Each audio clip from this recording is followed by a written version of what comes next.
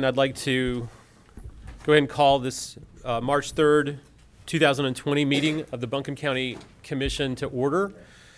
We don't have our usual introductory video for the meeting this evening, but I want to welcome you all and thank you all for attending. Let's begin our meeting with a Pledge of Allegiance. If everyone please rise and join us in the pledge.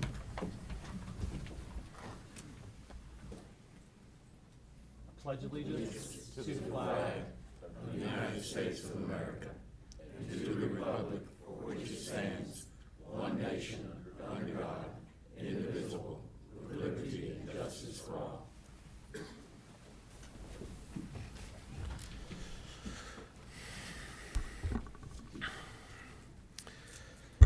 Before we begin our meeting this evening, I'd like to ask for a moment of silence to recognize the people and the communities that have been impacted last night by violent and devastating storms in central Tennessee.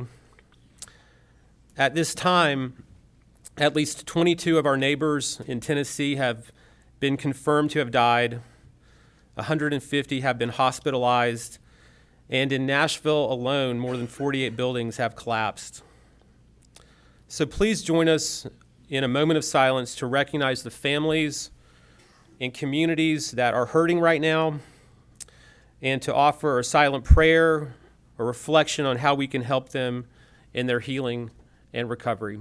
Please join us in a moment of silence.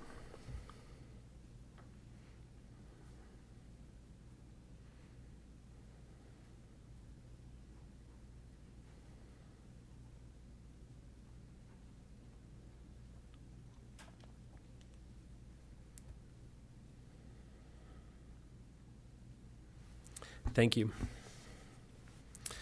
All right. Before we begin our meeting, I want to announce that we have parking validation for any folks who are attending the meeting this evening who parked in the county's parking facility next door or who use transit to travel to the meeting. You can get validation from one of our officers who is with us this evening. Feel free to see them on the way out. We want to begin our meeting this evening with a recognition of County Commissioner Mike Fryer. And so I'm going to ask Commissioner Presley to lead us in this, and I think we're all going to join him down front.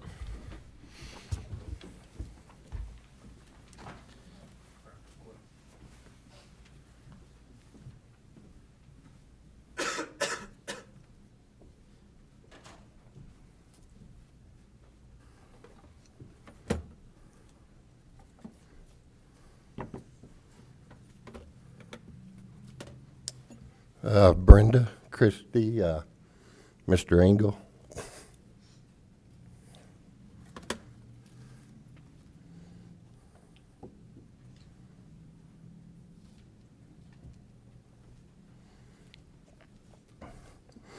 Brenda, Christy, we have a plaque here that is a small token of what Mike Fryer meant to Buncombe County.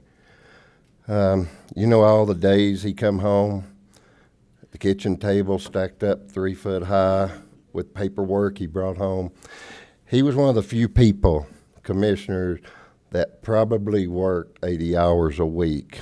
If he wasn't aggravating everybody here 40 hours, he was aggravating you at home.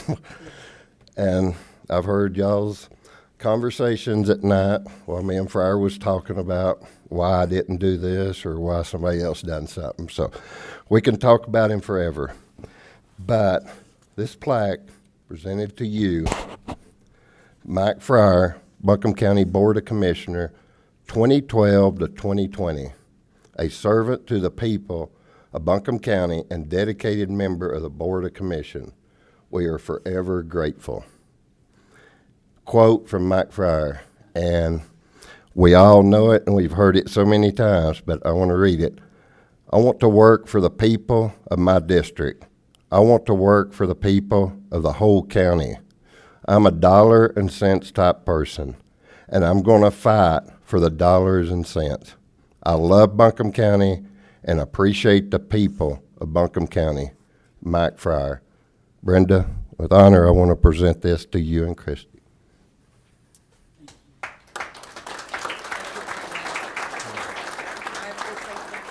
come here. I'm not good at talking. Yeah, oh, Brenda, I've heard you talk. I appreciate this. My family appreciates this, and I know Mike would appreciate this. And I'd also like to say that we appreciate the nice video that was put together at the county, by county staff, and we use that at the memorial service. So we appreciate you, and thank you.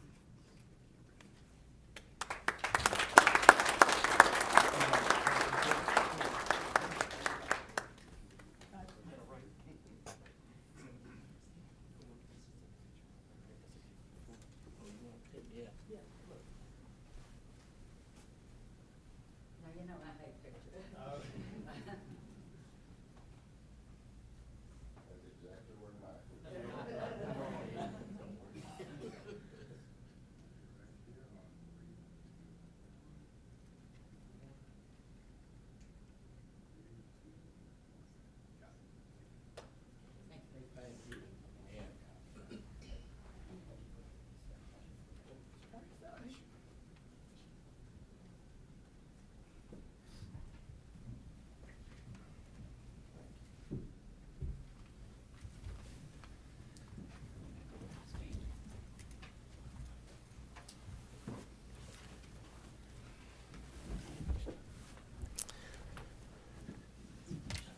All right, thank you, Commissioner Presley.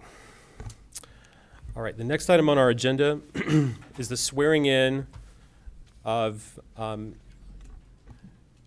new county commissioner to fill the vacancy that we have in the district for the remainder of Commissioner Fryer's term. And so we have Jerry Vihan with us, who I'd like to ask to come up, and Mr. Anthony Penland will join him. And Mr. Penland, feel free to invite anyone else who you'd like to ask to join you in the swearing in as well.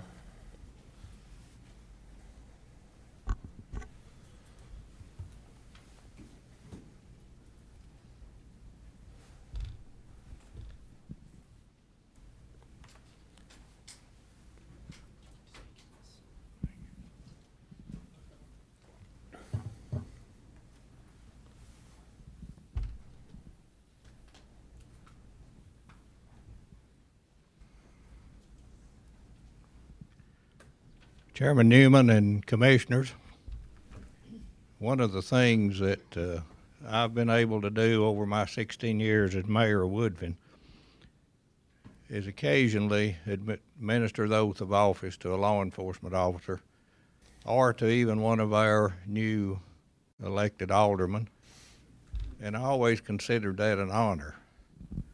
Today, I get to take another step above that and swear in our newest commissioner, who I consider this to be an extreme honor, and I am so impressed that Anthony asked me to do this. So with that, Anthony, are you ready? I'm ready. I'm going to read the oath of office, and as I read it, you can repeat after me. I pronounce your name, I, Anthony Penland, do solemnly swear do solemnly swear that I will support and maintain I will support and maintain the Constitution and laws of the United States the Constitution and laws of the United States, and the Constitution and laws of North Carolina, the Constitution and laws of North Carolina, not inconsistent therewith, not inconsistent therewith, and that I will faithfully discharge the duties and I will faithfully discharge the duties of my office of my office as Commissioner for the County of Buncombe, as Commissioner for the County of Buncombe, so help me God. so help me God. Congratulations, Commissioner. Thank you. Thank you.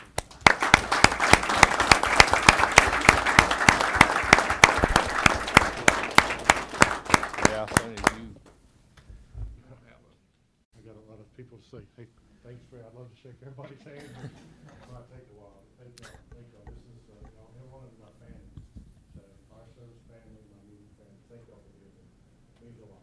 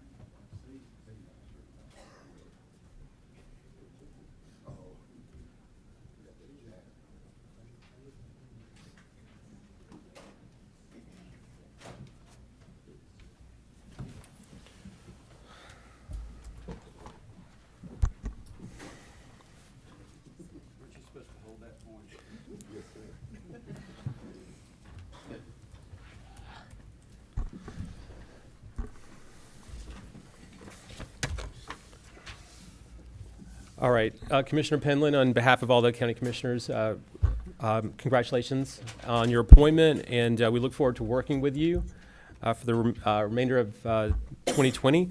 So is there anything else you'd like to say before we kind of move on to the next items? Okay, all right, thank you very much. And thank you all for joining us for this evening. All right, I need to read the ethics reminder to the board. In accordance with the Code of Ethics adopted by the board, all county commissioners have a duty to obey all applicable laws regarding official actions, to uphold the integrity and independence of the office, and to avoid impropriety in the exercise of official duties, to faithfully perform the duties of the office, and to conduct the affairs of the governing board in an open and public manner. Is there any item on the agenda, the outcome of which would have a direct, substantial, and readily identifiable financial impact for any board member? Does any board member have a financial interest in any public contract coming before the board today? There being none, all board members have a duty and obligation to vote on any matters that are voted on by the commission at this meeting. All right, we now come to the consent agenda. Chairman, Yes, sir. I'd like to bring up about our Board of Adjustments that we've got tonight. I have here, we've got 6 of them that's going to be coming off. That, I think 3 of them are already in, so if we could put off that and interview all of them, so we're going to be replacing 6 here instead of 1 today and 6 more in the next month or so. I have a copy here.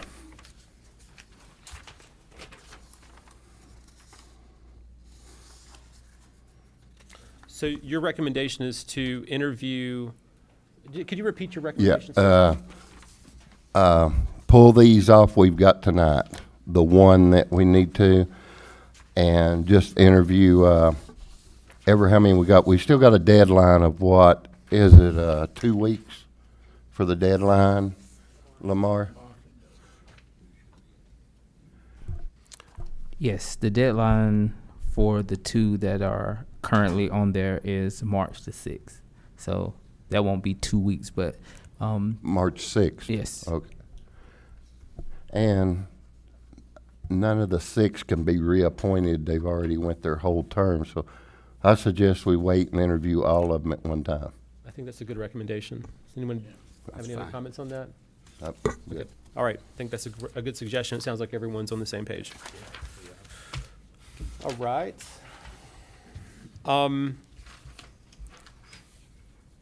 Commissioner Belcher, you had a couple of items you wanted to bring up. I did, Chairman.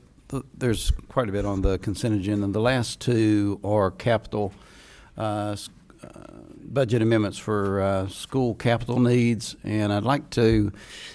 We don't have to pull those to go into the main meeting. We can leave them in consent, but I'd like to have both of them explained. If the people at home or in the audience, if you're using your electrical device, you can click on the ordinance and see the items that are included. And you can summarize just a few of those things if you want to that's in there, but I just want to make sure that people understand that that is that is funded by that construction is funded by the sales tax, and I just want to make sure that people understood that and that they saw some of the things that are being done at the schools. I think it's important. I can certainly do that. Thank you.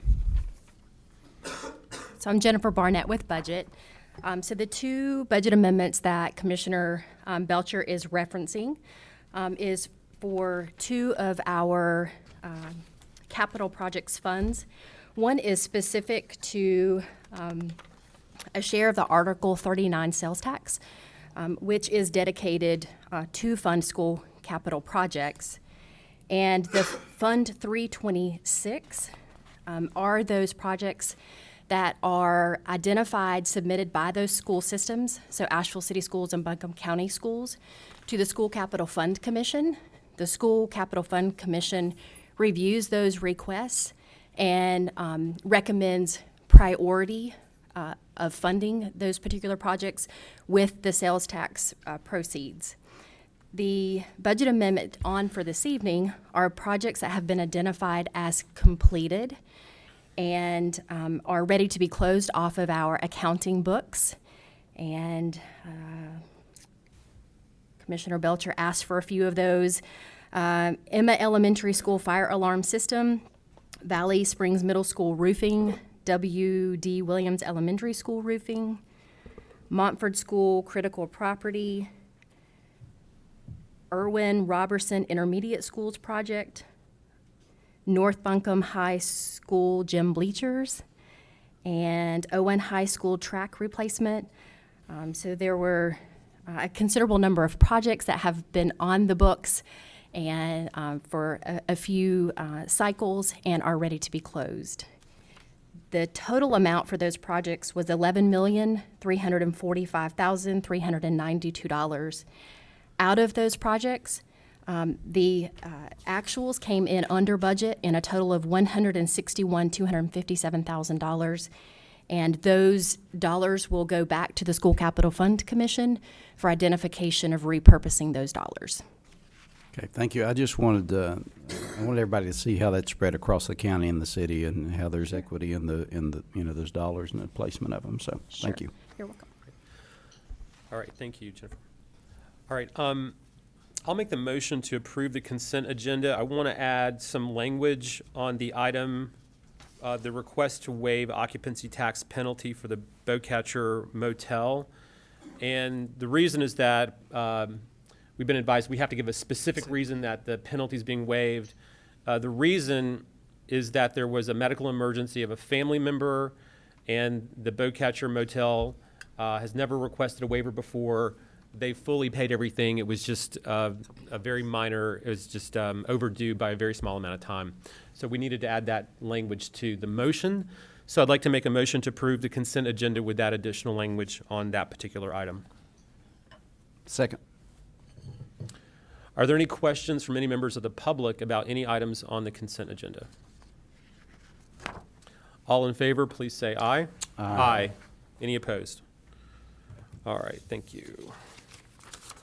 All right, we do not have any public hearings this evening, so I believe next we come to the county manager's report. Thank you, Commissioner. With the outbreak of coronavirus in the United States and now specifically in North Carolina, I want to ask Dr. Mullendore, our medical director, and Fletcher Trove, our preparedness director, to just give you a quick briefing on what the county is doing to be prepared for COVID-19 in our community.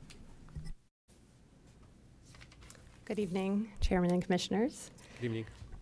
So the health and safety of our community are our number one priority, of course. And while we have no confirmed cases of the coronavirus disease 2019, commonly known now as COVID-19, in Buncombe County, you may have heard that this afternoon, North Carolina announced that we do have the first case in a Wake County resident. And so, again, today's announcement represents just an isolated case. This does not mean that there is widespread community outbreak of COVID-19 in North Carolina. I would say that we've been, for the last several weeks, preparing, following guidance, of course, from the CDC and the State Division of Public Health. Public health in this country is multi-layered, right? So we have the federal CDC sending information to the state, who then sends it out to the local health departments. And the goal is to detect and contain cases of the virus in the United States. The greatest risk remains in people who have traveled to areas with widespread ongoing transmission, which the CDC defines as travel to a certain area, to China, to Iran, Italy, Japan, and South Korea at this time.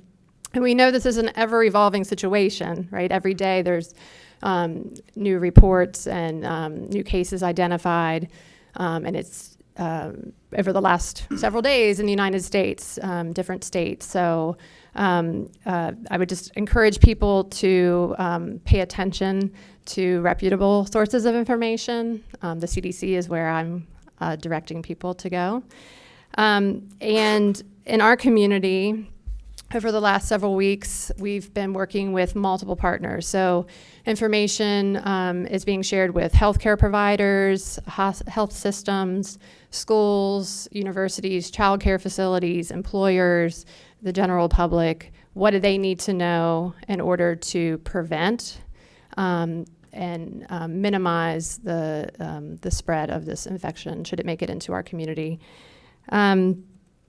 And I'll let Fletch talk a little further about specific preparedness activities that we're involved in, but I'm available for questions afterwards. Good evening. I'm Fletcher Tove, the Public Health Emergency Preparedness Coordinator. As Dr. Mullendorf said, this is a constantly evolving situation. So one thing we've done is move our county epidemiology team into a weekly operational cycle.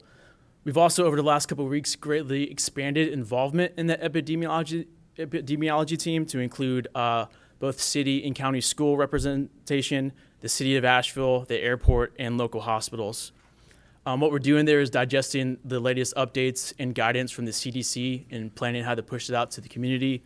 We're reviewing our response plans and adapting them to combat this specific threat. Plans we're looking at include our all hazards base plan, our high consequence pathogen plan, our continuity of operations plan, and our isolation and quarantine plan. We've also set a weekly media availability to speak specifically to this COVID-19 response, which we established last week and meets on Thursdays at 2:30. We've also been working closely with Taylor and Emergency Management to put together a proposal for Avril to establish a formal JIC, a Joint Information Center, to help us coordinate all communications between the media, the public, and public health in the county to filter in all requests and make sure we have one solid, unified voice in our response. To that end, a couple of things we've established to help us gather information from the public is we've made a new email account available that's ready@buncombecounty.org, READY at buncombecounty.org. And that's to filter non-medical questions that the public might have about how to prepare for COVID-19. Questions such as maybe businesses have questions about how to prepare their staff, or a home might have questions what kind of supplies to stock up on. And I also just want to talk on some simple steps that everyone can take to help this community combat any influenza-like illness. Starting off, everybody can start developing these habits now. Making sure we're washing our hands. Washing your hands thoroughly, at least for 20 seconds with warm water and soap. Making sure you get between your fingers and the back of the hands. Trying to be aware of how much we touch our face and catch yourself when you're touching your face. Practice good cough and sneeze etiquette, covering your coughs and sneezes. Staying home if you're sick, and encouraging others to stay home and go home if they're sick. Increase the frequency that we're cleaning high contact surfaces such as doorknobs, telephones, work desks. Practice social distancing. Can make an informed decision whether you're going out in public, particularly indoors, and if you need to for work or other reasons, try to maintain at least 3 feet between your face and another face. Consider, maybe not shaking hands for a while, but friendly nod or maybe a friendly elbow bump. And to reiterate one more time, make sure we're washing our hands. Finally, things families can do at home to get ready is think about what will you do with your kids if schools might be shut down for a month? What kind of non-perishable goods do you have at home? Do you have enough to last for 2 or 3 weeks? Do you have toilet paper on hand? Food for your dogs? Are you stocked up on your prescription medicines? Thank you. All right, thank you. Ms. Pender, appreciate you giving an update and asking some of our professional staff to be here as you need to provide an initial update on this. I think this is going to be, this, as folks have said, this is an unpredictable kind of issue that we're facing, and we don't know exactly how it'll play out. But I appreciate this initial update, and I think that it would be good for us to have regular updates on this, and perhaps at our plan to have some further discussion at our next meeting as well. So thank you all for being here tonight. We look forward to continuing the discussion about what we as a community can do, and also what the county will be preparing to do to address this, this unfolding new illness that our country and different countries are facing. So thank you for being here. All right. Ms. Pender, anything else under County Manager Report? All right. The next item on our agenda under old business is a resolution for the issuance of the 2020 limited obligation bonds for county and public school capital projects. And Don Warren will present this item. Good evening, Chairman and Commissioners. Excuse me. All right, so I'm going to go through this resolution. This is related to the resolution that we had at the last meeting. Maybe.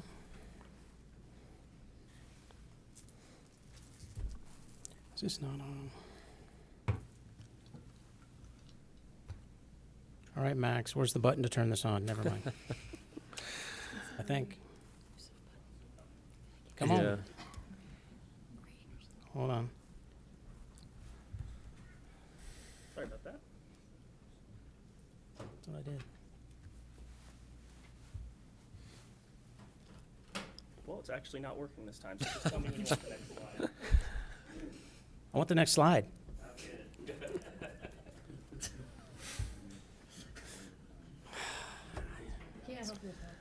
Technology.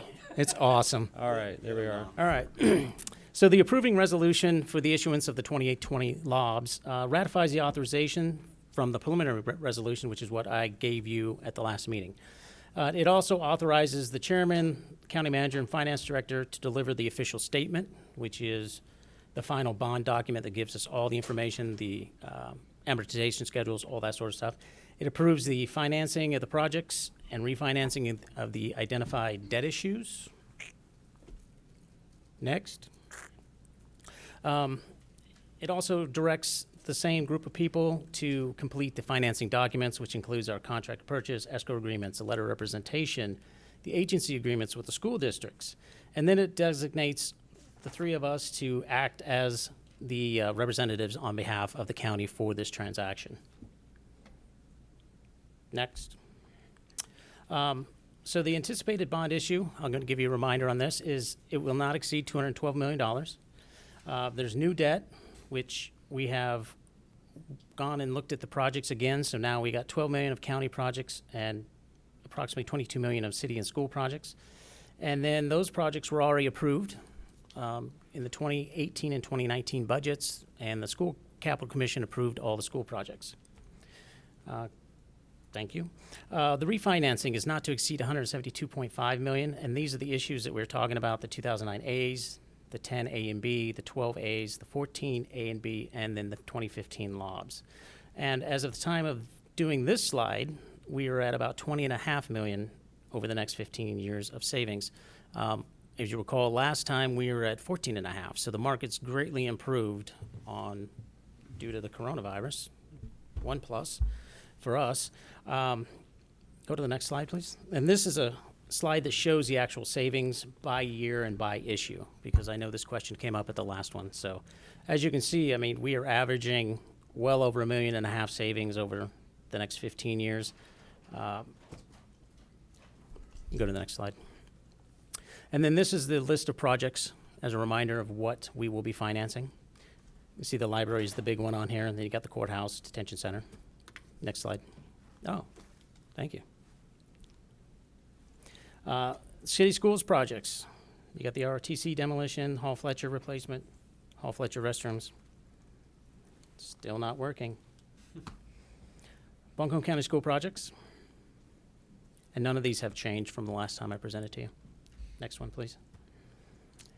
Buncombe County School, next one. And then this is both school districts. So we had the radio upgrade, the security assessment, and then an engineering study for the radio upgrade. Next one, please. So the next steps. We had a phone call earlier today with the LGC. They went over our application and everything. They had no questions for us. They were satisfied with everything. Don, share what the LGC is Oh, I'm sorry. when we use those acronyms, please. The Local Government Commission. Okay, thanks. In North Carolina, in order for us to even consider issuing debt, we have to get permission from the Local Government Commission, the LGC. We have to file an application with them. We have to go through a lot of different meetings with them for them to look at our projects and make sure that they're actual valuable projects to the community before we even get to this point where we're talking to you. So we had our final call with them today, and they have approved our application, so now we can move forward. We had a credit rating agency meeting last week, and our chairman joined us, our county manager, assistant county managers. The rating agencies, Moody's and Standards & Poor's, came in. They went through a lot of information that we provided them. We gave them a tour of the county, talked about projects. We should be getting our rating agency ratings back somewhere around March 13th, and we anticipate those to be reaffirmed as to what our ratings are. We're AAA rating. And then on 3/26, we will go to market and sell the bonds. And then sometime in April, we will have a big signing party where we will close on all the documents and put this thing to bed. Next slide. So you have any questions, I'll be happy to answer those for you.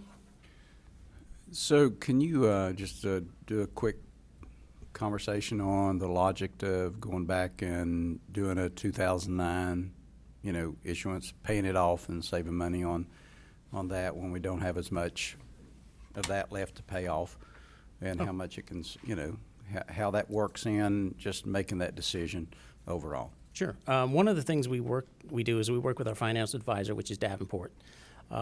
We look at what is our net present value savings on each of our issues.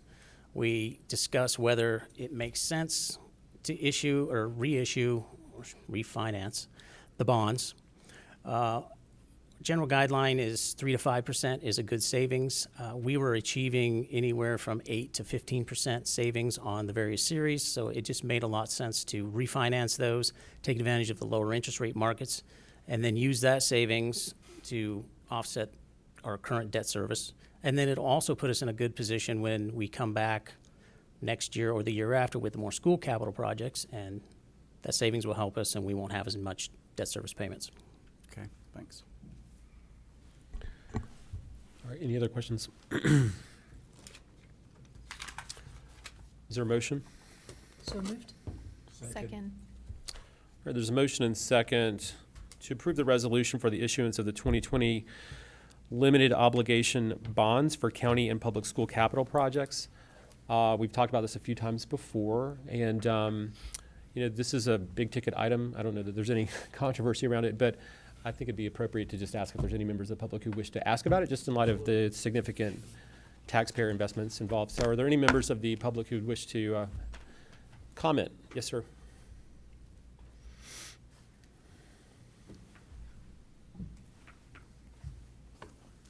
I thank you for the presentation. And as I went through this before I came to the meeting today, something jumped out at me, $20 million.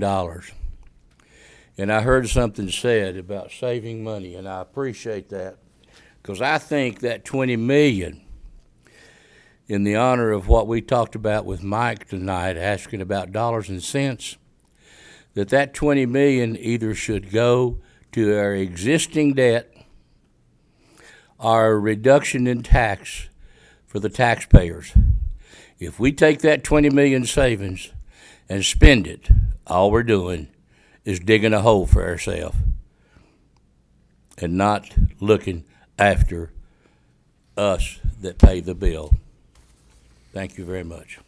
All right, thank you. Anyone else? All right, we have a motion and second. All in favor, please say aye. Aye. Any opposed? All right, thank you, Mr. Warren. Okay, next up, under new business, is discussion of secondary public safety answering point and associated budget amendment.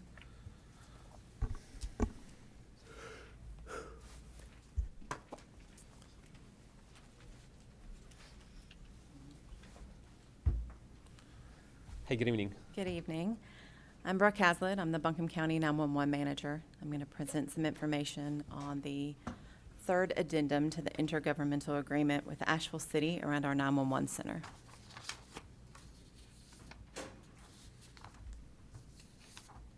Next. So the original intergovernmental agreement was signed in 2003. It was to establish a consolidated public safety communications center by 2006. The first addendum to that agreement was signed in 2006 to extend that by 1 year. The second addendum was signed in 2009. That established a joint agreement for operations and also made the county responsible for the cost of all equipment and maintenance to answer and dispatch 911 within the center. Next. In 2016, the North Carolina 911 Board determined that we were not a consolidated center, we were a co-located center. That means that ultimately our expenses have been reported as one group and now had to be reported per agency. In fiscal 19, the cost for the Asheville City Police Department to answer and dispatch 911 calls was $178,000. 0% of these expenses were eligible for reimbursement from the state. Buncombe County is required to cover the entire cost from the general fund. Next.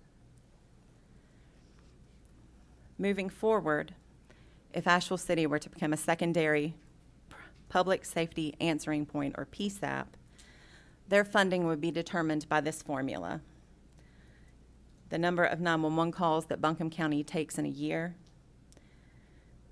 You also have to determine the total of reported expenditures for Buncombe County. Those expenditures are then divided by the total of 911 calls, and that will establish a per call rate for the year. That per call rate is then multiplied by the number of calls that Asheville City takes on 911. Next. So in fiscal 19, that example looks like this. Buncombe County took 155,000 911 calls. We reported a total of $565,000 in expenditures. Our expenditures divided by those 911 calls would establish a per call rate of $3.65. Asheville City took 38,000 911 calls. That 38,000 at that per call rate comes out to estimated secondary funding of $140,000. So we spent $178,000 and could have been reimbursed for $140,000. Addendum number 3 allows Buncombe County to be reimbursed for money that we're already paying for equipment used by Asheville Police Department Communications. The City of Asheville will become a secondary PSAP, and the North Carolina 911 Board will transfer secondary PSAP funding to the county to cover those costs. Asheville City Council approved this addendum on January 28th, 2020, and our requested action is to approve the third addendum that establishes the City of Asheville as a secondary PSAP. Any questions? Yeah, I've got a question. How did y'all come across the issue and determine that we needed to save the money and bring it to us to present it to us? How did this evolve? So every year, we're required to report our expenditures to the state, and that has gone on as we were combined and as we weren't. When we have merged 2 groups out of that center this year, so our reports changed. We have a county report essentially and a city report, and that $178,000 is from that city report that we then discussed with the state. Okay, thanks. I'm all about saving $140,000. I'm still not clear on, you said the 178,000 we couldn't be reimbursed for from the 911 funds, 911 funds? Correct. Why? I'm not clear on that. Okay. The funding for a secondary center means you have to officially be established as a secondary center first. That is the piece right now that is missing.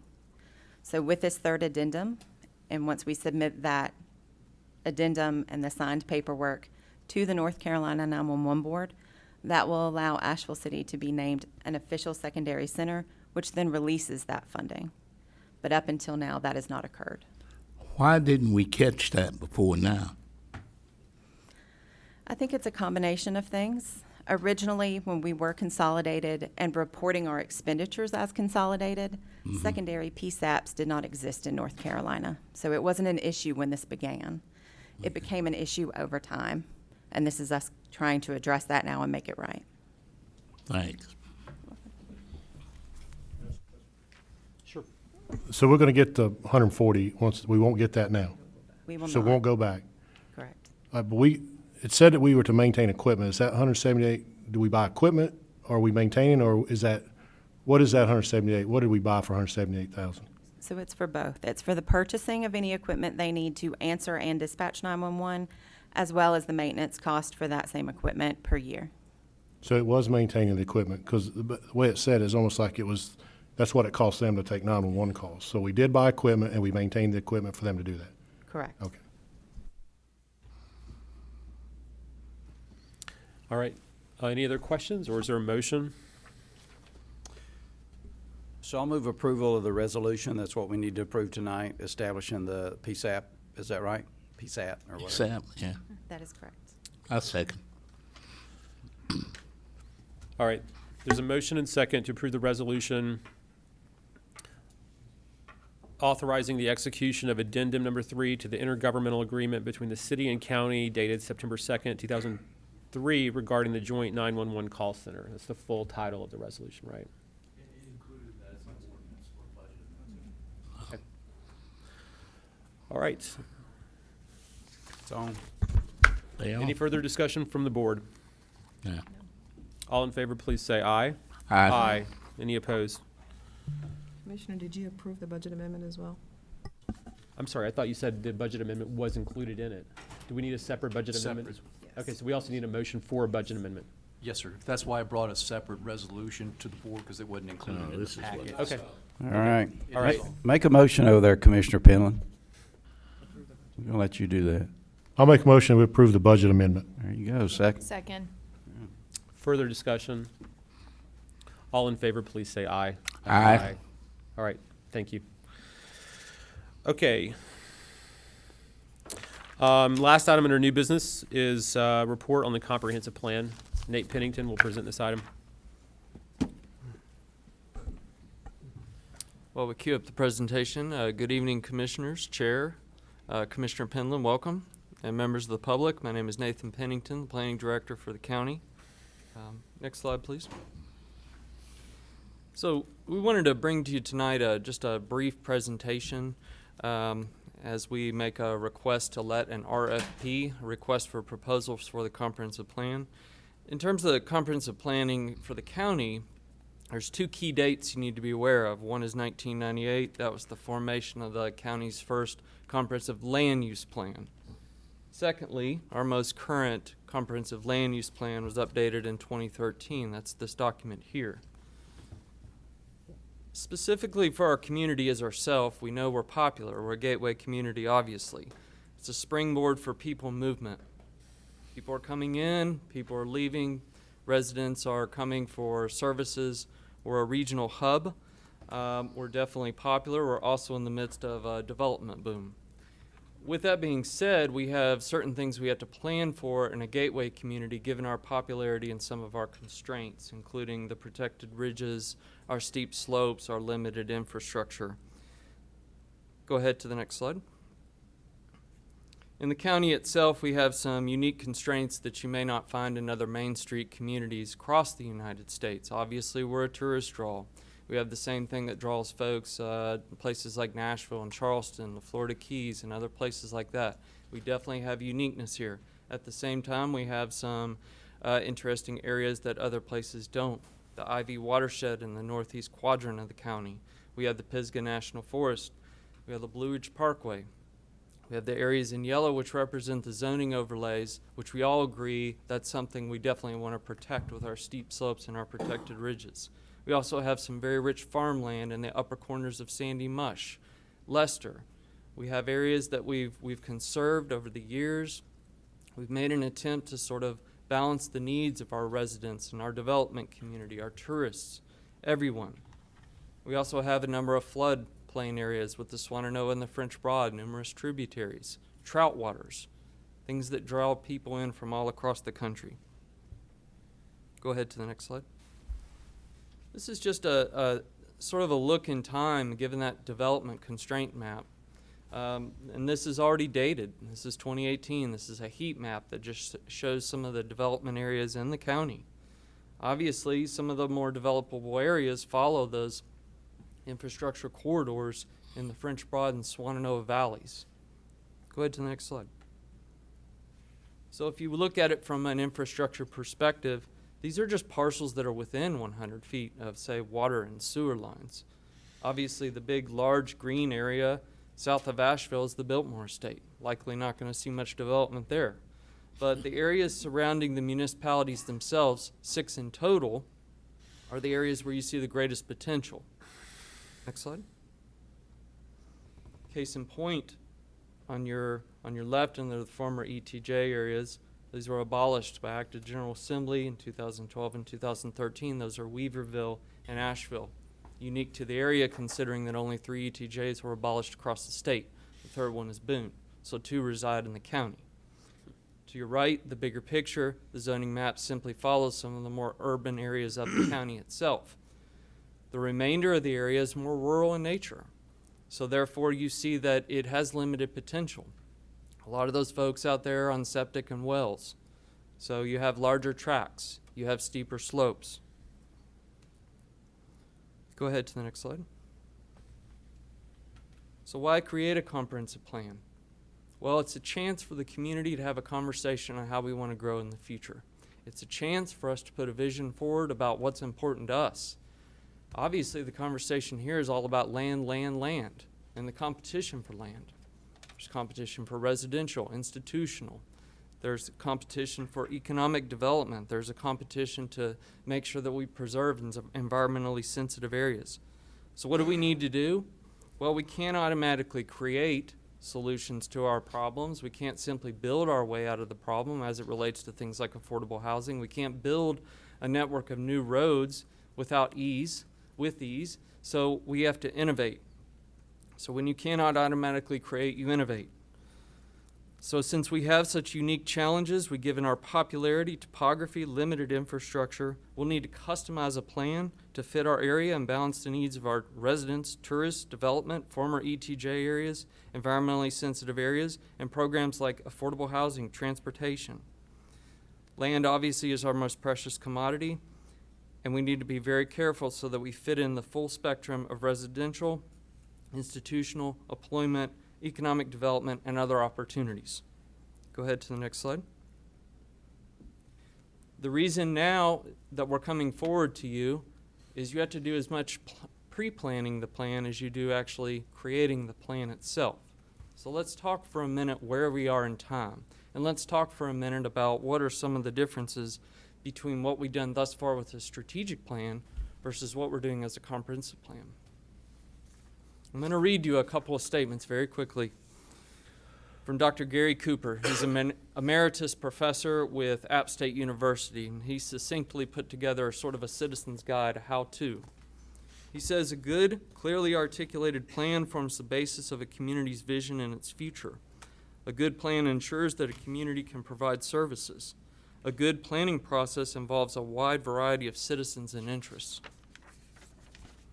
Comprehensive planning, the larger of the 3 circles, is the preparation of a plan with a broad scope involving a range of subjects from land use to infrastructure and housing for a target time frame, usually 15 to 20 years or so. A strategic plan, a shorter-term look into the future where priorities are established and a specific action plan is prepared to address these priorities. The standalone plans themselves, examples may be, say, an aging plan. But the comprehensive plan can form a basis, give the citizens, the elected officials, a basis for making a decision. So if it's something we want to support, we should probably include a component in the comprehensive plan.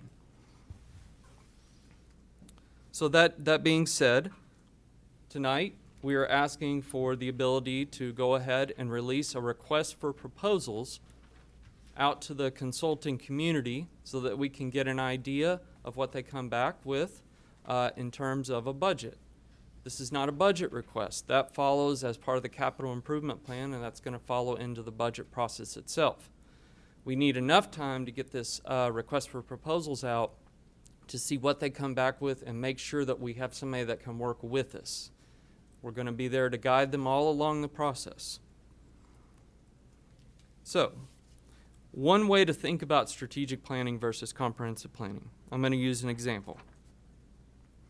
A comprehensive plan may call for complete streets. That's a policy that the North Carolina Department of Transportation recently instituted, and it basically says if they're going to do a road project in an area, and say they're in one of those more urban areas, we might want a sidewalk to connect with the City of Asheville's sidewalk system. Doesn't necessarily make sense in a more rural area, but it's there if we need it. A standalone plan would call for sidewalks to be constructed on specific corridors, and a strategic plan would call for the expenditure of funds to construct a sidewalk in the identified area. The point being, they all need each other. They all sort of interrelate, and they all form a basis to evaluate requests. Nathan, can I ask you a quick question? Sure. So we just recently approved a connection of the bridge on Smoky Park to Sand Hill Road that included the complete streets design, right? Right. So just for future I'm thinking of, you said to connect to the City of Asheville's sidewalk system. So located very close to, just right across the street from the bridge, is incomplete connections of that sidewalk system from exit 44, Right. okay, to the Inca red light. So as we look at this planning, could you just put a reminder to get with the city so that we can see where we need to place the urgency on working with them and them prioritizing and completing some areas, since we're going to be doing some of this.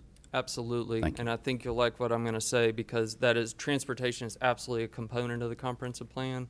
And one of those components would also include multimodal, to make sure we pick up those critical connections where the county and the former ETJ, where it makes sense to have those urban connections and provide people not just an automobile connection. So, in the area that I'm specifically speaking of is not in the ETJ. It is in the city, and it has sidewalks that I think were completed by the businesses as a requirement of the city. Right. Okay. And so because of that, you have gaps, there. And if people are going to be coming across that red light, walking to school, then they need to be able to have some of those connections. So it might be something to have a conversation pretty soon with the city. Definitely. And we plan to definitely reach out to all 6 municipalities to look at this more from not just a city by city or county approach, but more of a regional approach, since we are where we are in the state of time. Thanks. The other thing to mention is that as we move forward with 160D, which is North Carolina General Statutes, basically is combining all the enabling legislation for cities and counties into one document. You're going to see a number of text amendments moving forward to this effect, but it actually does require a comprehensive plan. We do meet that requirement, but we are quickly outgrowing our current plan, so the time is now to really have this conversation. You're seeing a number of passionate challenges, also passionate conversations come out in the public hearings. This is a way to sort of evaluate what our needs are in a wholesome plan. And we never had a true comprehensive plan, although we have had a comprehensive land use plan. Next slide. Scope. These are just some of the components that you might see in a comprehensive plan. Now, because this is a public process, we will have multiple sessions that we're going to outline, especially when we ask the consultants to outline specifically what their plan would be for community engagement. Instead of just listening to concerns, we plan on a traveling roadshow to go to all corners of the county to listen to what the concerns are in our area.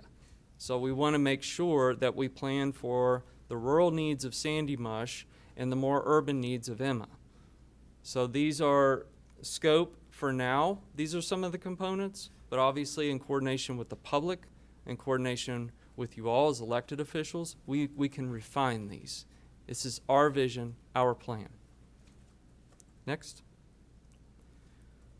The request for proposal will include, we ask that the consultant provide us a number of tasks they're going to have to market. They're going to work with us on that citizen engagement part. There will be numerous public meetings. There will be close coordination with the planning board, and I've got to tell you they're really excited about this process. We just met with them on Monday. And out of that comes suggested policies and strategies. It's not a document of regulations. What it does is it influences our ability to then create standards and regulations from this plan. Now, the most important part is we always consider our previous plans because they're a gold mine in terms of where we are, and they help us form the basis of where we need to be now and in the future. Next slide. Timeline. So we're at that part where we've been sort of working in the background to come up with all the parts that need to move forward. So the request itself doesn't come until part of the budget process, which we're in now, which technically would not occur until July 1st. But at this point, we are asking to let the RFP, see what we get back. And then the most important part on this slide is to look at the portions in yellow, and there will be numerous chances for public input throughout this process. That actually concludes my presentation, and I'm here for any questions. All right, thanks, Nate. You have an approximate cost to the RFP? We have budgeted for $400,000. We will know more once we let the RFP and see what it comes back as. Will that come back to us? Yes. Okay. Absolutely. Two questions. One is I'm excited about the public engagement components of this and was really inspired by what we were able to achieve through the strategic planning process with the number of ways community members could take part, but also the range of ways, and hope that can kind of be a foundation for how we plan this part of the process. This is certainly an issue that I hear about one way or another pretty much every time I talk with folks. They may not call it a comprehensive land use plan, but they're talking about the kind of issues that come up here. So so that's one thing. And I guess the other one, which I just want to sort of float, is that I'm excited to see this moving forward on the timeline that's projected here, and also would anticipate that between now and the completion of this, we might see some larger projects come forward, and just want to maybe we can think through at some of our pre-meetings or other discussions some opportunities that might exist for us to address those, informed by what we're learning as we move through this process, and with an eye towards where this process will take us. So I certainly want to respect this process, but also know that there's a lot in the pipeline right now that might that we might need to address, or BOA or Planning Board might need to be addressing between now and then.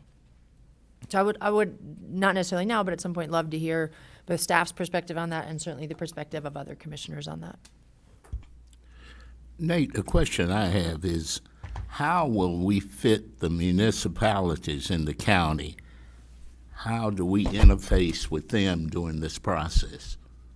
Well, that's a great question, Commissioner Whitesides. I think that we have to specifically look, and we've actually asked in the RFP that we take a very close look at the former ETJ areas, because those do represent the more urban areas. I mean, there's been a lot of change since like the original 1998 plan. Yeah. You've had a sea change of annexation law, enabling legislation. Asheville, of course, has never been able, for a very long time, able to exercise differential water rates, whereas a place like Weaverville can. So Weaverville actually has more of a carrot and stick. So I think we have a lot of challenges here that we're just going to have to work through and see what works best for us. But at the same time, we can't just look at it from the perspective of an overall urban approach. We have to realize that we're a very rural county still. And we had a very good conversation with the National Forest Service. We talked about things like ways to provide for things that the residents will be excited about. The Forest Services, they're under immense pressure from just, they're so popular. So what are ways maybe through like the Fonta Flora Trail to provide a relief valve? A way that residents can get excited about a greenway just as much as tourists can. I mean, if you look at the swamp rabbit, the Virginia creeper, Yeah. I mean, these are things that aren't just a tourist draw. They're a resident draw. So I think that we should definitely be very careful with how we study it, because we do have complex issues that we have to work through that other Main Street communities don't have. But at the same time, those Main Street communities would thirst for the things that they see as blessings here, and that's tourism. And at the same time, you know, it's a very careful balance of how do we balance that seesaw of the needs of the citizenry, the residents, infrastructure, development community, tourists, and our services. We've got just as many people coming here to Asheville to go to the hospitals, higher education institutions. I mean, we're a regional hub itself. Thanks. Great.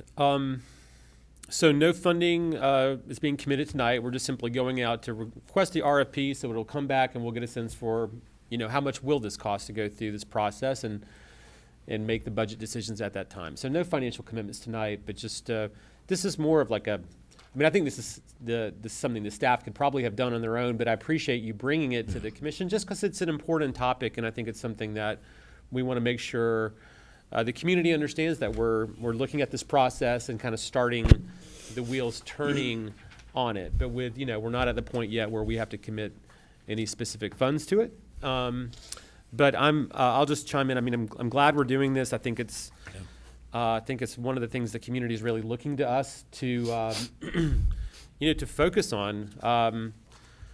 We're growing at, you know, about 1% per year. We're adding several thousand new residents to our county every year, which means that over the next, 20 years, we're going to probably add another 50,000 people to our population. It's be like dropping another, not quite the size of Asheville, but another,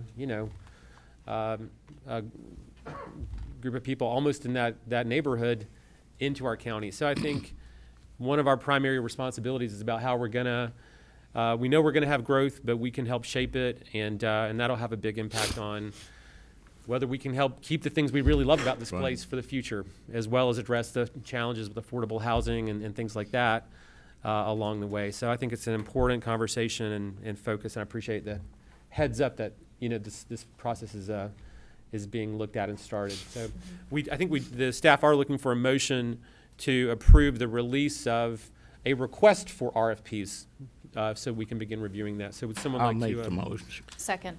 All right, there's a motion and second.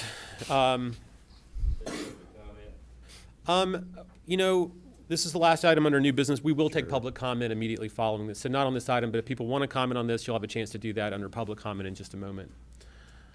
All in favor of the motion? Got another. What? We're not going to take public comment on this specific item, but we're about to have public comment. So if you want to do that, you can do that when we take general public comment in just like 1 minute. So, Nate, another question. Sorry. So when we look at the comprehensive plan, and this is going to help us make, it's going to help us kind of have infrastructure discussions and some of the discussions that we have that I hear all the time. And this is going to allow us to step into some, I mean, sidewalks was one of the, you know, it's a big discussion out in the community. And so that's going to allow us to be able to know what areas need what service and then how we plan for those things. Correct? Right. I mean, one example is I know the Metropolitan Sewerage District is very excited to work with us on future planning. Right now, like the City of Asheville, other water providers, even MSD, they don't speculatively extend service lines. It's usually on a per event basis or development basis. So they want to become our partner. I think we've got any number of regional organizations like the NCDOT. Obviously, they've had that complete streets change. That's been huge. And it's a win-win because if they ever do a road project, they will build a sidewalk section if we request and if we identify in a plan that we need it in that area. It helps make more informed decisions because it provides the basis for what we should be asking for or how we move forward and build and what areas that need to be prioritized in the future and to what, say, maybe even what density. Like if you look out in Swananoa, what's happening in East Haven across from Ingalls. You know, we've done some small things in terms of incentivizing density through, like, say, the community-oriented development. We can do much more through a comprehensive plan that guides us forward on how to set forth those standards and regulations. Well, I just want to make sure we're connecting the dots, whether those dots are with Weaverville or they're with the City of Asheville. I was on Johnston School Road, D Review, you know, some of those areas, you know, this past weekend. And, you know, I'm wondering why some of these areas we're going to have to connect the dots with sidewalks or whatever it might be. And, you know, some of that might be the county might want to do that. I don't know. But I'd like to know from the city perspective on how they're doing that as we look at the comprehensive plan. No, it's a very good point. In fact, I'm going to just use one example, if you don't mind, of Emma. It's the legacy of the extraterritorial jurisdiction. I mean, if you did a project out there, you weren't in the city limits, but you had to build to city standards. So you might, you know, ride out New Leicester Highway and go, why is there just a section of sidewalk built there and it's not connected to anything else? With the ETJ gone, we have to really look, because you got services like, back to Emma, you got a bus service running out there, you've got a small node, that area might benefit from a small area plan, just like Swananoa, just like Candler. I mean, you've got these small areas that have so much potential, and it's right, you're connecting the dots on the legacy of something that doesn't exist anymore. And as we continue to urbanize, it's going to be critical for us to make sure that we capture things like that so they don't fall through the cracks. Yeah, and I mean, you know, the ETJ's gone. Right. And so the county can't throw their hands up, the city can't throw their hands up. We got to deal with it and plan for it and try to connect the dots. So I just want to leave that there and hopefully we can get some good information going forward on that. And I did want to add, I talked to the planning director out in Black Mountain the other day, and she said, we're built out. We're getting to the point where we're built out. I mean, you look in the city of Asheville, we're really starting to see the effects of the urbanizing into the county. One thing I want to mention is I don't think we've stressed enough, and I apologize, Nate, about the conservation and the farmland protection that this allows us to dig in and look at as well. I mean, I think we've continued to talk about growth and development because those are really on the forefront of our minds. But this does give us the opportunity to dig in and look at that farmland that we want to protect and specific areas that we want to conserve. And to speak to that point of Black Mountain, also better utilizing what has already been developed in our county. Will it dig in and take a deeper look at that for us? We would ask for a robust environmental component that really, you know, we've done things in the past, like, you know, just a few years ago, we were conserving large swaths of both steep slope areas through conservation easements. We continue to do it through the Land Conservation Advisory Board and the Ag Board. So we're building out more of that basis. More of our areas, hey, these are really focus areas that we're going to focus on, we're going to look to, and we're going to commit to. Thank you. You're welcome. All right. Any other discussion? All in favor of the motion, please say aye. Aye. Any opposed? All right, thank you, Nathan. All right, we've already decided to defer the board appointments, so I don't think we have anything else to do on that item this evening. So we Excuse come me. to public comment. Mr. Chair, can I just speak on board appointments just for a second? Just want to confirm the next week on the 10th that we talked about at the end of last meeting. Are we going to have the interviews for the boards that we put off during the last meeting? I think it was 4 boards, approximately about 14 individuals that the board were considering interviews for. On Tuesday the 10th? Yes. Yeah. Is that still starting at 1 and we'll go? That works for me. Tuesday the 10th, 1 to 4? Tuesday the 10th, 1 to 4. Yeah.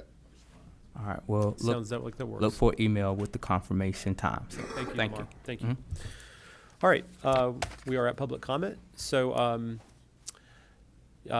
any folks who wish to speak to the board, now's your chance to do so. And you'll have 3 minutes. You'll get a orange light when you got 30 seconds left, a red light when your time's up. And when you get the red light, please do hold your comments there. We want to give everyone the same amount of time. So Mr. Yelton, you'd like to go first?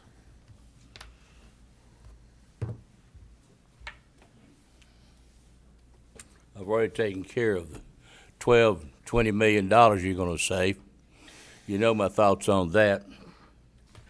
I want to remind you of what I heard here today.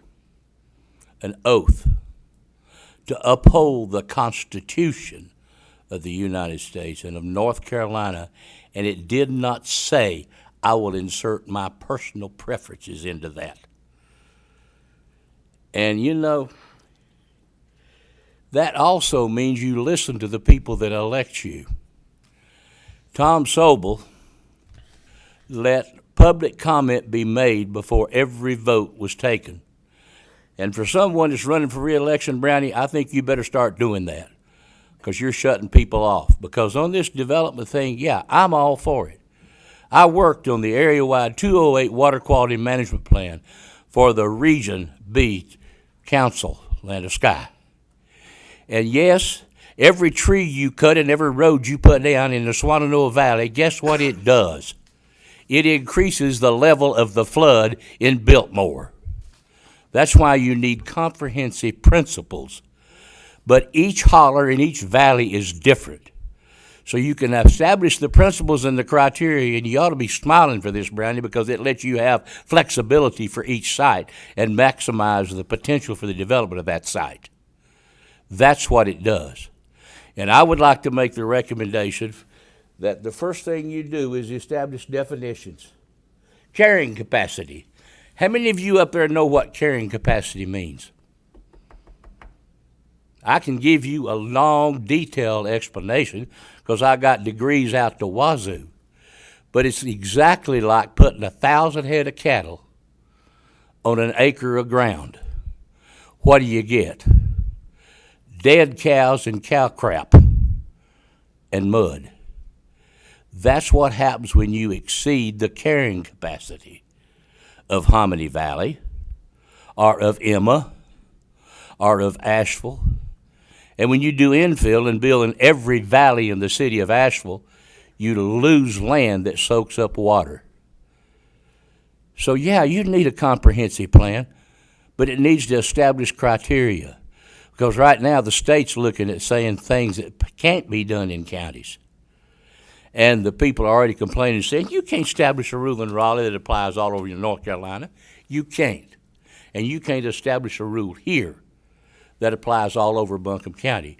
Because when you implement that rule and that principle on site, you're going to have to change it and adapt it to that site using sound scientific principles. That's why, Brandon, I keep asking you to come to the house.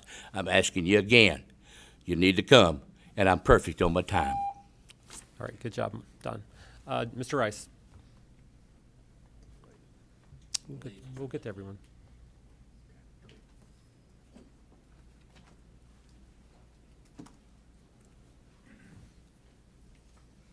Thank you, Mr. Chairman, members of the board. Don is right on it. Don and I was here back in 1998 when this thing started anyway. And you already heard the people then. One of the big things was that they talked about the city having the big UDO plan and that thing. I mean, that book looked like this. You know what I'm saying?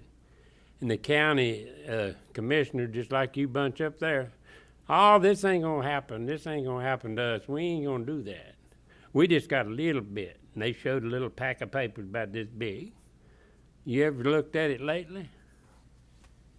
You know, you tell one lie and you get more. This UDO thing is significant. Look what its impact the people in the city, what they can do and can't do. You look at the impact on it. Look at the affordability of houses. Raleigh is considering this that Don is talking about. I sent him the article. The legislators is looking in the committee right now. What I want to know, are you trying to get ahead of something? Is your planner trying to get ahead of something that's coming out of Raleigh? Well, sometimes it might be good, sometimes it might not. But $400,000 ain't nothing to sneeze on. That's a lot of money. Here's the other thing. How much is going to be impacting the affordability of houses on all this permitting that's going to be going out once this plan is brought to fruition? You're impacting right now the residents that can't even afford to live here. I'm talking about the local people. These people that's coming in here from all these other states and places, they can afford to come. What you're doing with this comprehensive plan is going to be exactly what Yuns talked about in lip service anyway, to try to do to afford housing for people. You can't talk out of one side of your mouth and do something out of the other side. That's not, don't work good. It'll catch up with you. And that's what's happening right now. The 1998 plan that I saw come into existence, all the things that was said about that is exactly what's happening now. Who's profiting from this? It's the big developers and people that can afford it, not the people that need to live. All these things that we're talking about in development, we're talking about some serious issues related to the environment. What do we have in all the schools, a lot of schools built on contaminated places? Huh? What about the ones that's on the waterways? What about the land that we're using? It's the most filthiest land you can find in the county, but we use it for public use. That is pathetic. It's the rich people that's getting the profit here. It's not the poor people. Thank you. All right. Thank you, Mr. Rice. Yes, ma'am.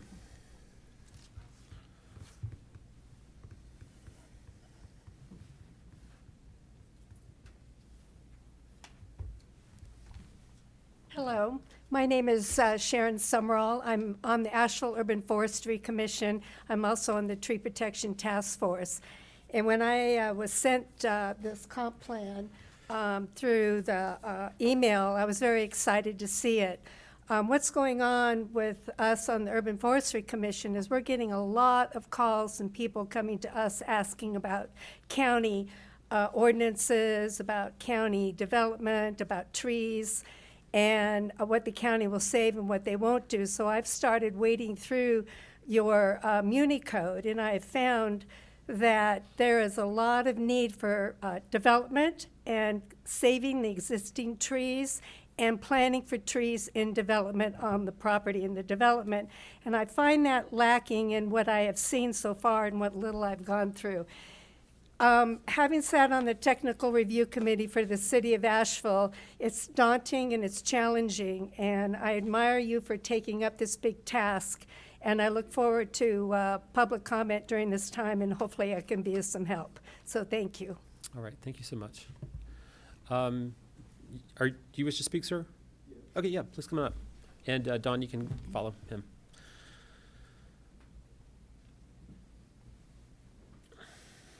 Good evening, people. I'm glad I came. Commissioners, general public, and I think I just met some fusion warriors in here. Appreciate your comments. My name is Robert Hardy. I'm president of the Southside Organization. As a remnant believer, I first have to raise my right hand and tell you I'm speaking to you first out of the Psalm 51 that says I'm nothing but a sinner. The second critical mass statement I need to make is out of Titus 1 and 2, which says, I worship a God that cannot lie, and that he's promised eternal life. And the last and third scriptural quote I want you to get is Ezekiel 3, 17 through 21. And that says, I'm not up here trying to get any reward from you or save myself. It's a very selfish thing, is that I'm committed to warn you that you're doing wrong. 4 topics I want to speak of. Number 1, I found out tonight that city and county governments are delicately interwoven. I attended a meeting at Kenilworth Presbyterian Church about a year and a half ago, and question was said that even wealthy people who own their homes in Kenilworth, because of the tax increases, once they start living off a set income, could not afford to sustain their homes. I've talked to people who are working, who live in Kenilworth, that said once they retire, they'll have to leave Asheville because they can't afford to live here. And the mayor put it on the county. Say, you guys are in control of the taxes. They have nothing to do with it. The first step, there are 4 things I want to bring to your attention. And I say that because I said it was interwoven, so I don't know if it's something that is pertinent to you, take it. If it's not pertinent, don't take it. In other words, if the shoe fits, wear it. Okay, number 1, I'm against the spending of any more money on the Civic Center unless it can be shown how the public will profit.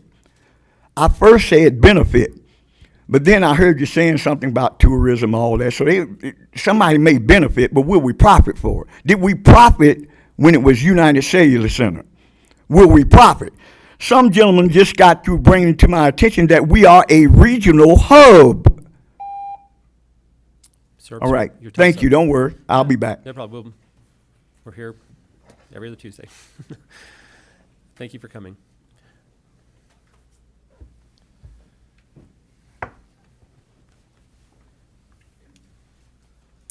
Good evening. I'm Dawn Chavez. I'm the Executive Director of Asheville Greenworks. I also am a member of the Urban Forestry Commission of the City of Asheville. And Greenworks also houses the Tree Protection Task Force for the county and the City of Asheville. Just want to echo Sharon Summerall's comments earlier about tree protection. Asheville Greenworks works throughout the county, and we get a lot of calls about trees being removed and not replaced, and trees not being protected. And most times you just have to say, I'm sorry, there's nothing we can do about it. So definitely need to include in the development of a comprehensive plan, land use planning and tree protection, and just a plan for it. And to integrate this plan with other plans in the region that have been developed in the past, with Asheville's comprehensive plan, including climate resiliency, green infrastructure for sustainability, and connecting the different municipalities and communities. I'd also request that we include in the criteria for the RFP that the contractor have experience working with integrating sustainability into plans, and of course working with communities. I think that $400,000 is not unreasonable for a plan of this size, and I think it might even need to be more than that. It's a big undertaking to come up with a comprehensive plan for our entire county. And thank you for approving this first step in the process. All right, thanks, Don. Anyone else? All right, I've got a couple of announcements. The next meeting of the Buncombe County Commissioners, we will hold our pre-meeting on March 17th at 3 p.m. at 200 College Street, room 326. And then that same day at 5 p.m., the County Commissioners will hold our regular meeting at 200 College Street here on the third floor in room 326. We do have a need for a closed session. Ms. Hockaday, could you tell us about the reason for it?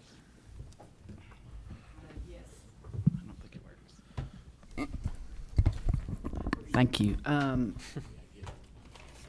We need to have a motion for a closed session pursuant to North Carolina General Statute 143-318.11A3 to consult with an attorney retained by the public body to discuss legal matters. It's not associated with any legal case today. Okay. Is there a motion to go into closed session? So moved.